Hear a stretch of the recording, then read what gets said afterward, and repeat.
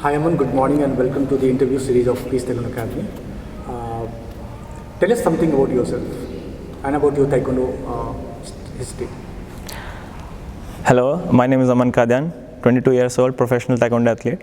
I started Taekwondo in 2013 and I started professionally doing Taekwondo in 2015 at Peace Taekwondo Academy.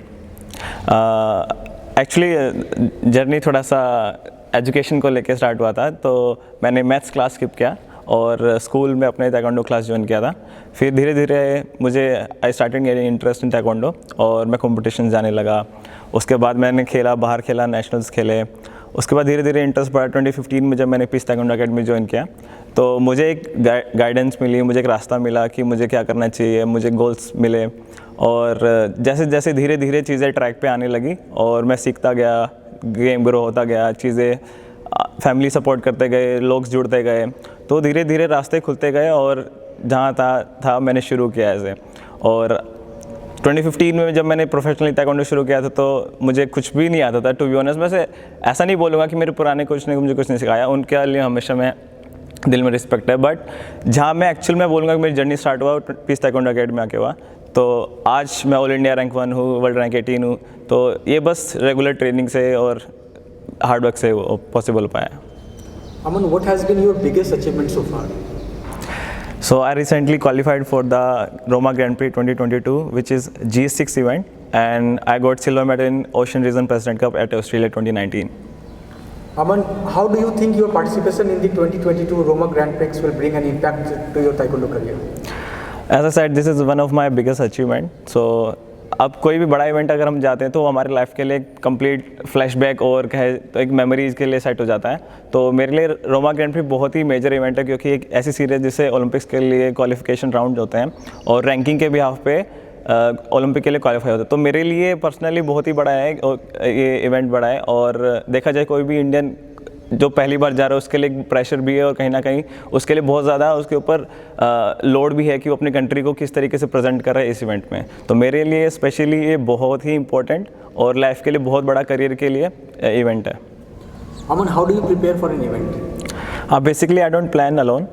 Plan with my team, my coaches and my teammates. It depends how much time is left for the competition कि मुझे कौन सा weight category खेलना है और कौन सी जगह पे ट्रैवल करना है, कौन सा होटल में हमें रहना है और कौन सा मुझे न्यूट्रिशन प्लान फॉलो करना है ताकि मेरा वेट मैनेजमेंट में कुछ प्रॉब्लम ना हो। मुझे अपने ओपोनेंट्स को एनालाइज करना होता है। तो सारी चीज़ें एक प्रोसेस में होता है और धीरे धीरे जैसे होता जाता है चेक, तो हमारा इस तरीके से पूरी टीम का, नहीं बस मेरा, पूरी टीम का ऐसी तरीके से हमारा कॉम्पिटिशन प्लान होता है। Aman, what role does Peace Taekwondo Academy has to play in your career? To be honest, peace taekwondo is my family, okay. और जितना पीस ताइक्वांडो अकेडमी ने मेरे लिए किया, आई थिंक कोई और नहीं कर सकता है। स्पेशली पीस ताइक्वांडो अकेडमी कुछ ज़्यादा लोग नहीं है। स्टार्ट हुआ था वो विनय सर और हसन सर ने जब मैंने ज्वाइन किया था।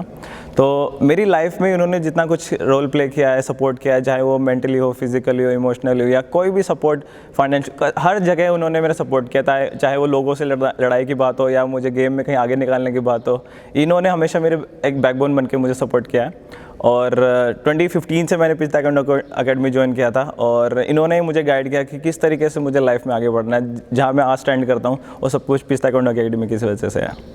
Aman, what is the future of Taekwondo in a country like India? To be honest, I am doing taekwondo, तो ऐसी बात नहीं है कि मैं किसी ऐसे स्पोर्ट्स में जाऊंगा जहाँ पे फ्यूचर नहीं है। अगर मैं कर रहा हूँ तो मेरा कोई विज़न है और ताइक्वांडो में फ्यूचर ब्राइट है इंडिया का, क्योंकि अभी देखा जाए तो कॉर्पोरेट हाउसेज जुड़ रहे हैं, स्पॉन्सर्स आ रहे हैं, मीडिया जुड़ रही है, वर्ल्ड लेवल पर ताइक्वांडो बहुत ज़्यादा प्रमोट हो रहा है। तो और स्पेशली गवर्नमेंट की तरफ से भी बहुत कुछ हो रहा है, गवर्नमेंट जॉब्स में भी है। तो ताइक्वांडो का फ्यूचर ब्राइट है, no doubt. Aman, how has the sport changed over the last few years? कहीं ना कहीं स्पोर्ट्स का चेंज होना बहुत ज़रूरी है और लास्ट कुछ ईयर्स में ताइक्वांडो बहुत चेंज हो रहा है ओवरऑल वर्ल्ड लेवल पे। इंडिया में भी हो रहा है, बाहर भी हो रहा है। जैसे जैसे वर्ल्ड ताइक्वांडो नए रूल्स निकालता है, गेम और इंटरेस्टिंग होता है। अभी रिसेंटली नए रूल्स आए हैं जिससे गेम और इंटरेस्टिंग होता है और होना भी ज़रूरी है। कहीं ना कहीं इससे लोग भी जुड़े रहते हैं, गेम इंटरेस्टिंग बना रहता है। अभी जैसे कि इसके लिए बहुत ज़्यादा एजुकेशनल प्रोग्राम्स हो रहे हैं और लोगों में बहुत ज़्यादा नॉलेज हो रहा है, तो कहीं ना कहीं ये होना बहुत ज़रूरी है और हो भी रहा है। मैनुअल से सेंसर आ गया, ये बहुत बड़ा चेंज है। तो स्पोर्ट्स का चेंज होना और ग्रोथ करना, पूरे कंट्री का ग्रोथ करना, कहीं ना कहीं मैं मानता हूँ।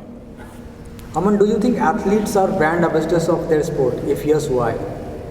यस डेफिनेटली, बिकॉज अगर कोई अचीव करता है, वो एथलीट अचीव करता है, वो अपने स्पोर्ट्स को प्रमोट करता है, अपनी कंट्री को प्रमोट करता है अपने मेडल से और अपने अचीवमेंट से। तो अगर एथलीट अचीव करता है तो मीडिया उससे पूछता है, अगर एथलीट अचीव करता है तो लोग उसके थ्रू उसके स्पोर्ट्स को जानते हैं, चाहे वो कोई भी स्पोर्ट्स हो। मैं किसी एक का नाम नहीं लूँगा। तो यस, एथलीट ही स्पोर्ट्स का ब्रांड एम्बेसडर बोला जा सकता है, बिल्कुल। Aman, how do you deal with upsets, failures and setbacks? This question is very close to me, because मैं पर्सनली बहुत ज़्यादा इसको लेके बहुत ज़्यादा परेशान था पहले, कि मैं जब भी कोई इवेंट हार जाता था या कुछ ऐसा हो जाता था जो मैं नहीं सोचा था या फिर अनएक्सपेक्टेड था, तो मैं बहुत ज़्यादा डाउन हो जाता था या फिर ब्रेक कर जाता था। बट कहीं ना कहीं चीज़ें चेंज हुई, मैंने खुद को एक्सेप्टेंस की तरफ घुमाया कि नहीं, जो है वो है और मुझे एक्सेप्ट करना पड़ेगा। मैंने बहुत सारे लोगों से कनेक्ट किया इस चीज़ को लेके कि मैं किस तरीके से खुद को चेंज कर सकता हूँ। स्पेशली साइकोलॉजिस्ट से मैं मिला, लोगों से मिला जिन्होंने मुझसे ज़्यादा फेलियर देखा है, उनसे मैंने बात किया कि किस तरीके से वो हैंडल करते हैं। और कहीं ना कहीं मैंने सीखा कि फेलियर कुछ गलत नहीं है। अगर आप फेल कर रहे हो तो आप ग्रो कर रहे हो, अगर आप फेल कर रहे हो तो आप लर्न कर रहे हो, अगर आप फेल कर रहे हो तो ही चीज़ों को एक लाइन में आप ला रहे हो और आप आगे बढ़ रहे हो। अगर आप लगातार जीतते रहोगे तो आपको फेल होने के बाद जो जीतने का मज़ा है वो बिल्कुल नहीं मिल पाएगा। तो फेलियर अगर आप कभी भी फेस करते हो तो उसको एक्सेप्ट करना सबसे इंपॉर्टेंट है और आगे बढ़ना उससे ज़्यादा ज़रूरी है। Aman, we'll start with a rapid fire round. Okay. Which is your favorite food? Indian. Favorite song? Save your tears. Your favorite taekwondo kick? दले चगी। Your highest achievement? Grand prix qualification.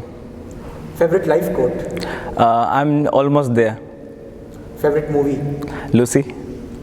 What if not taekwondo? Complicated. Swimming, badminton. Any role model you follow? My coach. Summer or winter? Winter. Your deepest fear? Deepest fear. I don't know. Your favorite city? City. Kerala में Trivandrum. No. Wait. Paris. I wanna go there. Your favorite day of the week and why? Monday, because of my energy. Thank you so much. Okay. Thank you.